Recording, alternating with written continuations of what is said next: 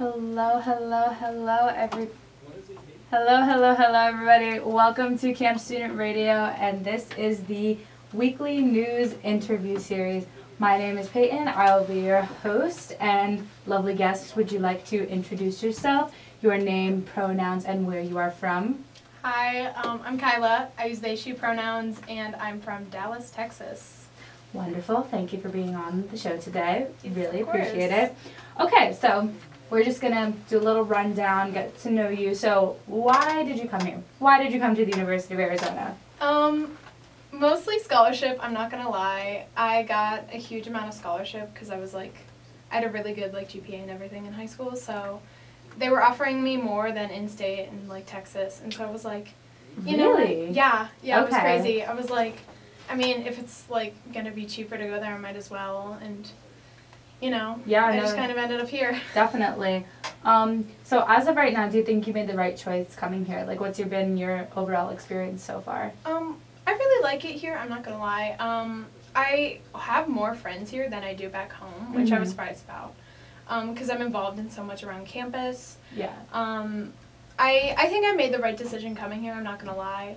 I have great friends, I like the area, yeah, it's much more artsy and cool than Texas is, especially where I'm from, so I really enjoyed that aspect of it, and I don't know, it's just it's a very nice area to come here and study, and I mean, there's no mountains in Texas, so it's also a good view, I guess. No, definitely. So then, as of right now, giving a lot of good feedback, and we love that. But what do you think the university could necessarily improve on for students? Or what feedback/criticism do you have overall? I would say from my experiences on campus with safety, I'd say that's my biggest issue. Not only with just me, but with my friends as well. I've seen kind of a disregard, if you will, of students and their well-being personally. Obviously with the shooting that happened last semester, I was really disappointed in how the university handled that whole situation, and several other events that have happened since then. I feel there's just lack of communication between the university and their students when it comes to safety and important things in that regard. Yeah, no, that is totally fair. So then, kind of switching gears a little bit, you say that you have a lot more friends here. Yeah. What kind of extracurriculars are you in? Well, I'm in KAMP. I have a show. Yes. Fridays at 6. But I'm also on a K-pop dance group on campus called Underscore. Yeah. So how did you get involved in that? How did you hear about it? So, funny thing is, before I joined the club, I really didn't know anything about K-pop, I'm not gonna lie. I knew a bit about it from, friends back home, but I had never really, dipped my toes into it. And I had a mutual friend I met through my roommate, and she was like, I'm trying out for this thing, do you want to come with me? And I was like, I'm doing nothing else today. And I went, and I learned the little audition piece, and I auditioned, and I ended up getting on, which really surprised me, because I really don't have dance experience also prior to this. And so my friend V just kind of was yeah, you should do this with me, and I've ended up meeting so many great people. It's such a close-knit group of people, and we see each other every day, we talk to each other all the time. It's a very close, it's probably the closest club I've ever been in my life. And it's taught me a lot about myself and how to get through certain things in life, I guess. So how has this exposure to not only a new skill being dance, but a new culture being Korean popular music, how has that influenced your newfound perspective on music and art in general? Yeah, I mean the dance aspect's pretty small. I did theater in high school, so I kind of understood dance, but the whole culture behind K-pop is such an interesting it's such an interesting thing if you know what you're going into. I had no clue. There's so many different aspects to K-pop that a lot of people don't seem to realize. For example, there's something called albums, which, Okay. like, you know how when you buy, like, CDs? Yeah. It's like that, but instead of just getting, like, the CD, you get, like, little tiny pictures of members of the group and, like, posters that come in them. Okay. And I, like, bought my first album, like, last semester, and I was like, this is crazy, like, what? And it also teaches you, like, there's a lot of different, like, I picked up on, like, I don't speak any Korean, but I picked up on, like, certain Korean phrases and certain aspects of, like, respect from, like, Korean culture that I would have never known about if I hadn't joined it. And I think, like, a lot of people like to hate on K-pop. Yeah. Because it's an easy thing to hate on from an outside perspective, I will say. Like, a lot of the fans can seem very overwhelming, and I call it like a fandom. I guess that's the right word. Yeah, definitely. Like, the fandom of K-pop can be very overwhelming, but I have not had a bad experience with it since I, like, started listening to it. And the music's great, so that's always a plus. So I personally have not listened to, like, knowingly any K-pop. So do you think this kind of experience, like being exposed to a genre where it's so different from what you're normally listening to, has this kind of broadened, like, your perspective on, like, how music can be, I don't know if translated is the right word, but, like, able to be received? You know what I mean? No, I know exactly what you mean. Yeah.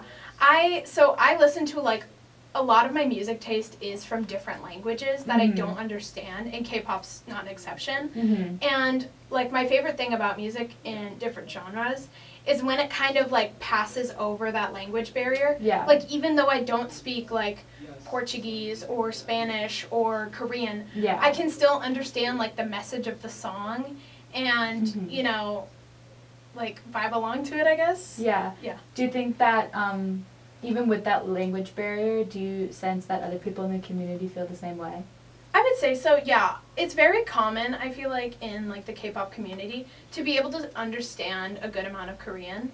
But there's definitely a bunch of fans who don't speak Korean. And at least, like, from my experience, because I don't speak Korean, I feel that way. And I feel like with a lot of songs, I'm like, I don't know what they're saying or, like, what's going on. Like, I'll look up the lyrics, obviously. But, like, things like the beats or, like, the delivery of the lyrics. Yeah. That kind of thing is, like, it passes over that language barrier for me. That's pretty cool. So then as far as, like, because it's, like, a dance pop, like, club, how have learning routines with, you know, this club kind of pushed you outside of your comfort zone? And then what do the routines entail? Do you perform them? Are they just for fun? Like, tell me more about that. Yeah. So it's a really interesting process, actually. So with every K-pop song, or a majority of them, there is a corresponding dance that is pre-choreographed. Like, and by the label? Yes, yeah. And the dancer, or the performers, not only perform the dance, but they also sing as well. Wow. It's really impressive. Like, I do the dances, and I'm like, I don't know how they're singing along with this. Yeah. It's insane. And so we learn those dances. Usually there's, like, a practice video of the members of that certain group practicing, and you learn the dance full out. Each person is who auditions is then assigned, like, a member if you get in. Okay. So, like, you follow a certain member, and you also, like, lip sync along to their Korean parts. Fun. It's really fun. It's cool. Yeah. And after we have, like, learned the dance and learned our parts and everything, we then film them somewhere around campus. Usually we film. And we put, like, a video together, and we post it to our YouTube channel, and then Instagram, Twitter, you know, like, all social media. Yeah. It's a really fun experience doing covers. I've been in 3 so far. Okay. And I'm hoping to get in more by the end of the semester. But, I mean, what was the first part of the question? I apologize. No, it's okay. I completely skipped over it. Just kind of, like, the nuances of it. So is there like, a competition aspect to it? Do other universities have clubs like this? Yeah, they're, like, we have to audition to every cover we get in. Okay. Unless, like, the amount of members who show interest in it are the amount of members in the cover. Got it. That's, like, the only case, but that hasn't happened this year. So it's kind of taught me to be a little competitive when it comes to dance. Yeah. And, like, strive for my best. sometimes it can get a little perfectionist of me, but that's, like, I feel like with everyone. Yeah. But it's pretty, like, common, like, U of A is not the only place where, like, K-pop dance clubs are. Yeah. Like, one of my friends in the club has a club back home in Chicago where she lives, and they do the same thing, basically. And they're kind of, like, all around, not only, like, the U.S., but, like, I know there's some in, like, Germany and Italy. And it's kind of, like, a worldwide thing. Like, you don't realize how big K-pop is until you get into it, and you're like, oh, my God. Like, this is insane. Interesting. So as far as, like, speaking of, like, competition-wise, obviously it's competitive, like you said, to participate in one of the dances, but is there ever an instance where, like, the clubs are competing with each other, or not so much? I mean, there's another dance club on campus, but we're not, like, super involved with them. We're just kind of, like, doing our own thing. I mean, I'd say there's more competition within, like, the members of Underscore itself. Not in, like, a malicious way, obviously. Yeah. But, like, there's got to be a competitive aspect when you're auditioning, in a way. But we're never going to be like, I hope you don't get in, or, like, you know. We're all, like, very encouraging, getting into covers, and helping each other learn the audition pieces and things like that. So, yeah. Well, that's reassuring. So do you think that this club is, like, accurately funded or promoted, like, respectfully and whatnot throughout campus? I know some clubs struggle with funding, or you know, they're struggling to get membership. Like, how do you feel that this translates to Underscore? I would say we do not have a problem with membership. We have a lot of people who are currently on the club and try an audition every year. But I'd say for the most part, we're pretty, like, I would say we're pretty underfunded by the university. Like, a lot of people don't know about us. And we have, like, when we're practicing, a lot of people will come up to us and be like, what are y'all doing? Like, what is this? And we'll promote ourselves through them. But I really don't see much promotion through the university. Like, I'd say the last time we got promoted was at the East Asian Studies Festival, I think it was called. Where we did, like, a random play dance, which is basically, like, where you play a bunch of K-pop songs. And since people know, like, the dances from them, they, like, go out and dance. It's really fun. It's a cool thing. But, like, we hosted that through us, and we promoted that way, but we really don't see that much promotion in regards to, like, the university being like, this is our K-pop dance group. So. That's kind of interesting, because I went to a Western bar for the first time a couple weeks ago. Oh, really? Yeah, and, like, you know, it's common for, like, line dancing to be a thing. And I'm wondering, because these, like, are prefabricated routines, if there are, like, bars for K-pop.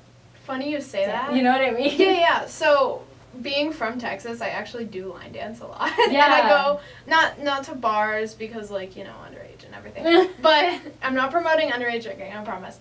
But, I, like, it's a similar aspect in that, you're 100% right. Like, with line dancing routines, like, people know them. It's the same thing with K-pop. And there are, like, K-pop, like, I forget exactly what they're called, but they're, like, K-pop nights, I think they're called, and they'll host them, and it's, like, a big club, but everyone knows all the dances, so everyone's doing all these different dances. I really want to go to one when I go back for spring break or something. They look so fun. No, definitely. I'm not gonna lie. So in the greater dance community, after, you know, participating in this club, how do you think the, like, dance community in general looks at the types of clubs like this? I'd say we're pretty looked down upon, I'm not gonna lie. Like, at least, like an example is, like, oh, like, if you're renting the room after us, because we have a dance room at Ina Giddings that we rent for our practices on the weekends. The groups after us, I feel like, almost look down in a way, and I feel like, I don't know if they know or not, but I feel, like, guilty, almost. I don't know how to describe it. But I feel like a lot of more competitive dancers, like something like ballet or, like, people who are in theater, they kind of are like, oh, this is just, like, a silly little club and y'all are just dancing around. But there's so much effort that gets put into putting out covers and auditioning for things, and, like, we have a showcase. Like, there's so much that goes into the club. And, yeah, we're not, like, doing, like, grande across the floor and things like that.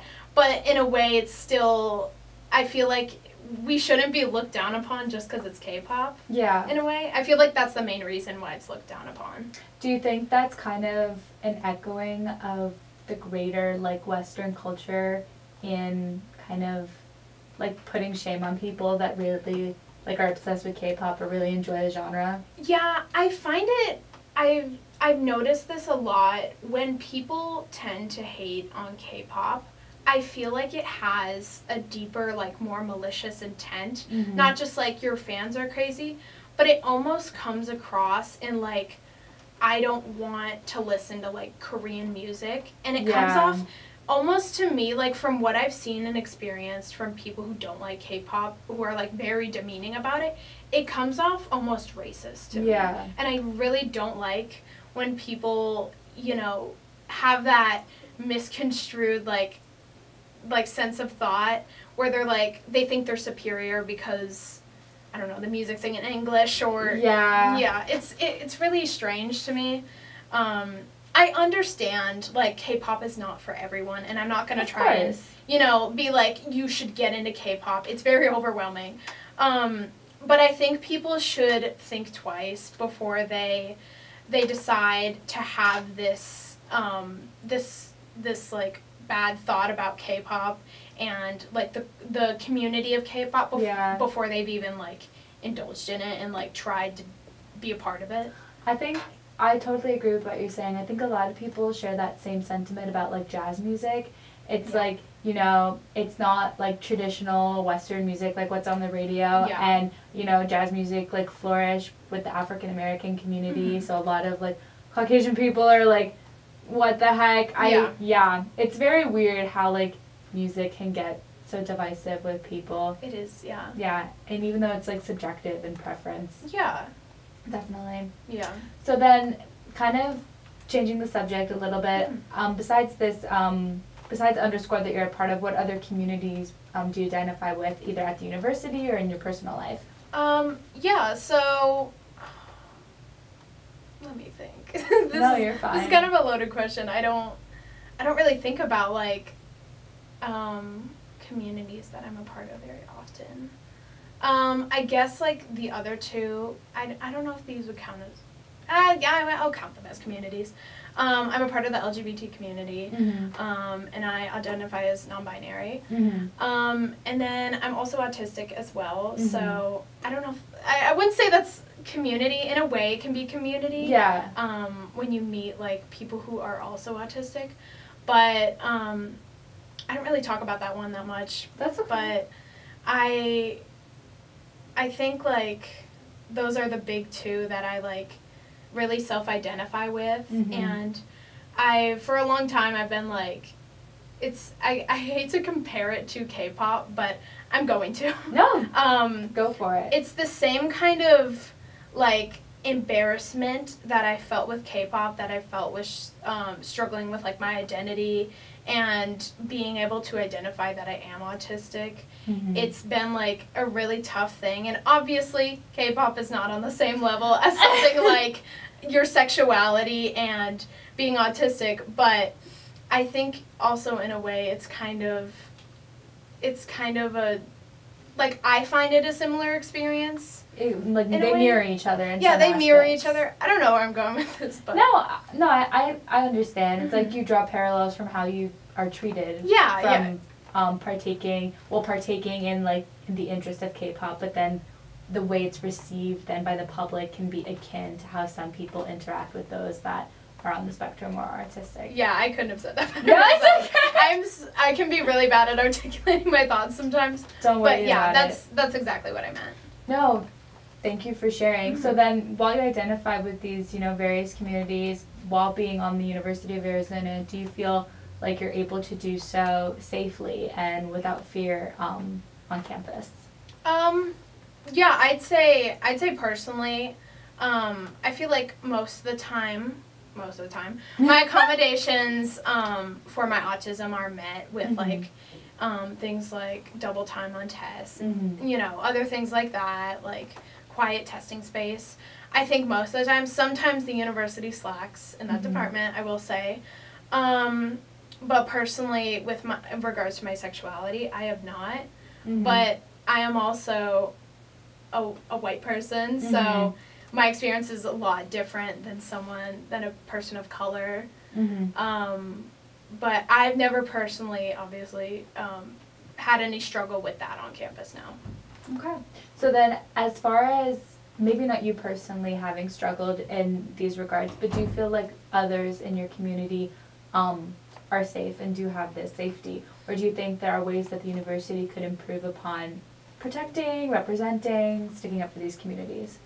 I would say, yeah. I would say the university is kind of slacking in representation. Yeah. In, like, especially within, like, the LGBT community. I see a lot of lack of representation Mm-hmm. throughout campus, through, like, various activities and things like that. Mm-hmm. And I feel like I have a lot of friends who are from underscore who are also LGBT, and they feel kind of the same way. They're Mm-hmm. I don't understand. Like, the campus is just, it handles it in a way where it feels very corporate, and the responses to things feel very corporate. I feel like it's the same way with representation, where they're just like, we have so many people of color on campus, or we have so many gay people on campus, but don't want to, like, acknowledge the actual hardships that we go through and, like, almost put on a show. No, definitely. That's how I feel about that personally, and, like, what my friends have expressed to me. Yeah. So do you think that there are ways that the university could improve that are tangible in your opinion? As in, like, what would you want to see happen to affect change? I would say the biggest thing is probably listening to more people of color on Mm-hmm. campus, because I often see a lot of disrespect and disregard for the people of color on campus, especially within the LGBT community. I think the university really needs to take a step back and listen to those voices. Yeah. Because it feels like they're not. Yeah. I know that sounds, like, blunt, but, like, it's the truth, and Mm-hmm. people need to hear it. Yeah. Do you think that as our generation, like, kind of grows into these positions of decision-making power, that we'll be more willing and not as afraid to make these decisions and choices for improvement? I think in a perfect world, yes. Yeah. And I would love to see that happen. I feel like our generation is a lot more accepting than previous generations, and it continues to improve every day. Of course, yeah. But at the same time, you're always going to have people who disagree or are going to be ignorant and are going to be hateful. Mm-hmm. So while positions of power with, like, our generation coming in may improve things like inclusion and diversity and, you know, addressing these issues, Mm-hmm. we're always going to have those handful of people who are going to be ignorant, and no amount of generational change, I feel like, will change that, sadly. I know, and it's also super frustrating because I feel like no, like, fresher generation is like, well, I'm going to grow up and make the world worse. Yeah. And yet, sometimes that still does happen. Yeah, no, exactly. Yeah, no, it's super frustrating. In terms of then, like, as you get older and then have, you know, more economic power and, Mm-hmm. like, wisdom to then affect these, you know, your principles of favor onto everyone, how do you want to necessarily project that as you age? I've always been a really big advocate for, you know, like, voting and speaking your mind, especially coming from a place like Texas. I think it's really important to know, like, your rights as a citizen, and to know that even though it may not feel like it, you have power in the regard of voting or signing petitions or protesting.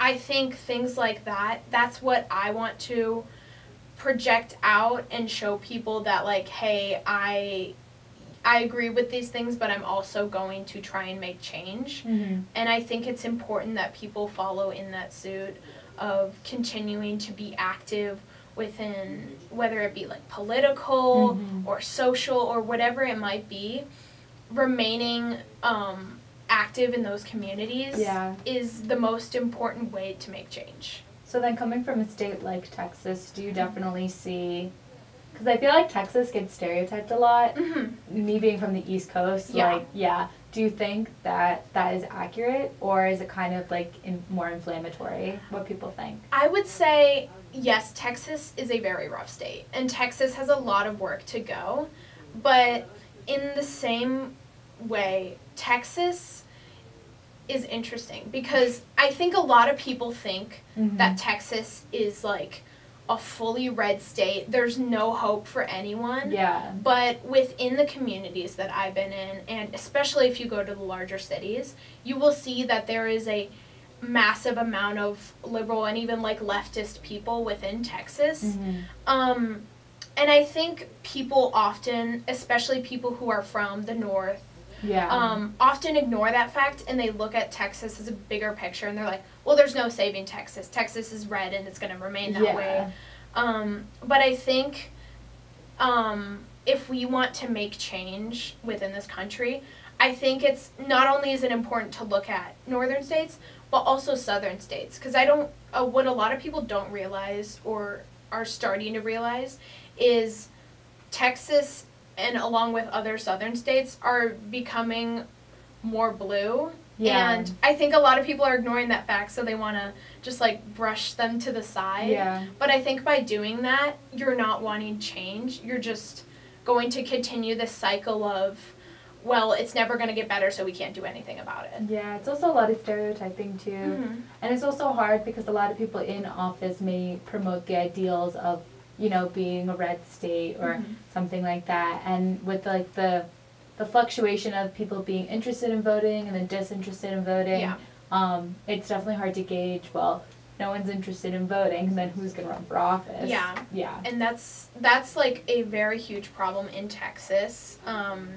Like, it's strange. Like, a lot of my friends and family from Texas do not like Ted Cruz. I feel like a majority of people do not like Ted Cruz and Greg Abbott.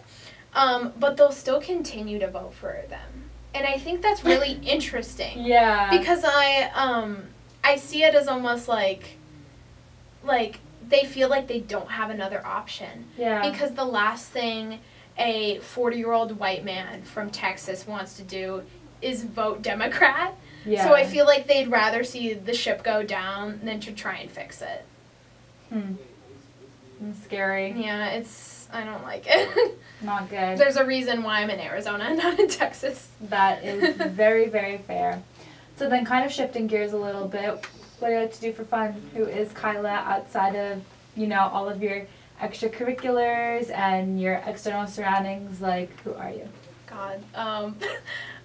I'm... Besides my extracurriculars, this is going to make me sound so lame. No, it's okay. I am a major Star Wars enthusiast. Love. It's going to sound really lame. I have so much Star Wars memorabilia, and I'm a huge collector. If you ask any of my closest friends, and they're like, what is Kyla like? They will immediately be like, Star Wars, Star Wars, Star Wars. Nice. It is my special interest, so it makes sense that it's like one of the biggest things in my life. I like that. I do a lot of cosplaying. Ooh, fun. I do that a lot in Texas. I kind of travel around the country sometimes to go to different conventions. And I've met like every voice actor under the planet because of all the conventions I've gone to. I take it pretty seriously during convention season. I usually try and make all my cosplays from scratch, but sometimes you gotta give sometimes I gotta last minute con crunch them. And then I play a lot of video games as well. Nice. My favorite one's The Last of Us, and that just got a show. So. Oh, I've heard of the show. Yeah, I'd recommend it. Okay. I'm a little biased though. I love Pedro Pascal, so. Fair. Yeah. So then, as far as cosplaying goes, how do you feel like? Because I'm assuming it's like head to toe makeup, dress. Yeah. How do you think that like transformation process like improves or doesn't improve your self-confidence? Like, how does that relationship work? It's really interesting actually. Sometimes I will get into full cosplay and I'll be like, oh my god, I hate the way I look. I hate myself. Like, this sucks.